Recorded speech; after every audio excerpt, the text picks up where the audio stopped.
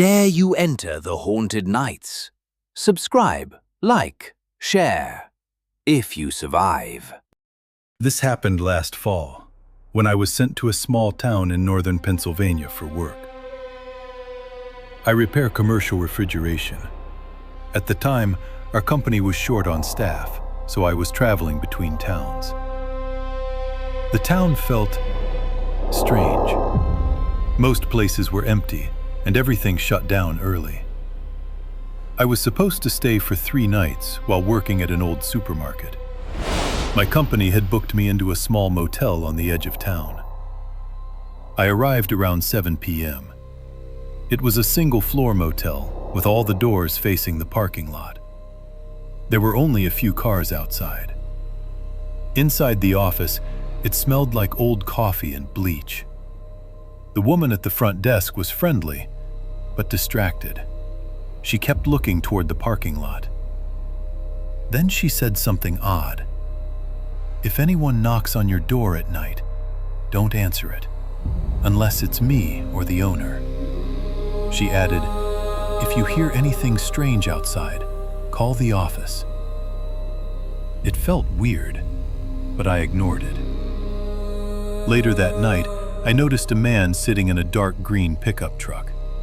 The engine was running, but the lights were off. He just sat there, completely still. Around 11 p.m., I heard footsteps outside my door. They stopped right in front of it. No knock, no sound. Then they walked away and came back again. A little later, someone knocked. I checked the peephole. No one was there. Around midnight, I heard a scraping sound near the door. When I looked again, I saw someone crouched low. Just a cap and a shoulder. Then they quickly walked away. I called the office. They told me to stay inside. At 5 a.m., my truck alarm went off. A man was at my truck. He suddenly looked toward my room, then walked away. The next night, the same truck returned. Later, someone tapped on my window. Then something slowly dragged across the glass. I called 911 quietly. Then I heard the empty room next to mine being opened. My bathroom window started to open. I pushed it shut, but something pushed back from outside. Then I heard movement at my door. More than one person. Soft knocking again. I quickly blocked the door with a chair. Moments later, the police arrived. I heard people running away into the darkness. Before leaving, I checked under the bed. There was a piece of paper. On it, my room number and my truck's license plate.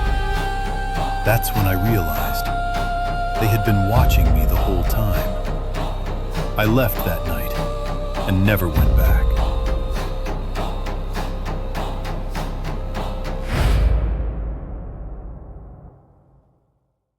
This story started in October 2025.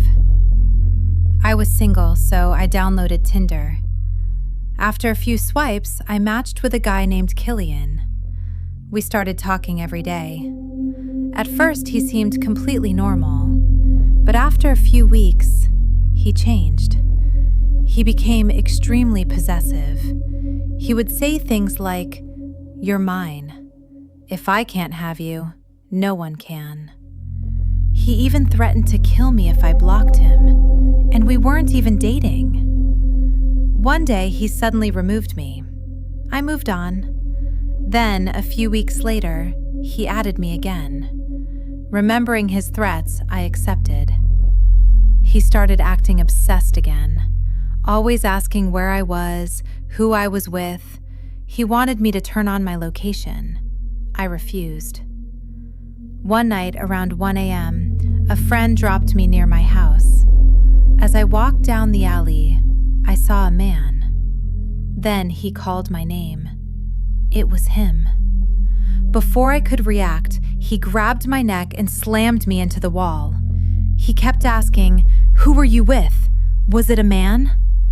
He choked me so hard I couldn't breathe. I thought I was going to die. He threw me to the ground, sat on top of me, and started choking me again. Everything went blurry. I thought it was over, when suddenly he stopped. He said, "I have to go. The last bus is leaving." And then he ran away. I couldn't speak. My throat was badly damaged. I tried to call my best friend, but no words came out. He came and took me to his house. While I slept, he called the police. The next day, I gave my statement. The police said my life was in danger. They gave me an emergency alarm device. A few days later, I was followed again, this time by his friend. The police later told me something terrifying. His intention was to kill me. Now, every time I go outside, I feel like he's watching, waiting, and one day, I might not see him coming. My name is Mike. This happened last October, when I decided to go on a solo camping trip deep into the Smoky Mountains. I had been feeling burned out from work and just wanted some peace and quiet, away from everything.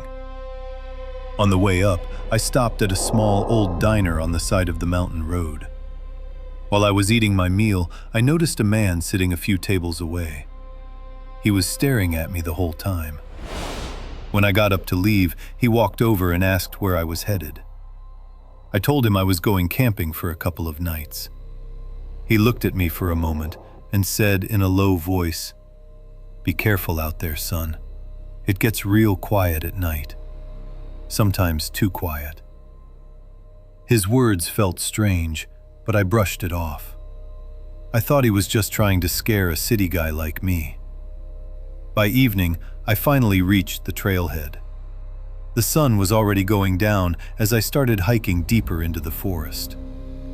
After about an hour, I found a nice clearing near a small stream and quickly set up my tent before it got completely dark. As night fell, I lit a campfire and sat there enjoying the crackling flames and the peaceful sound of the woods.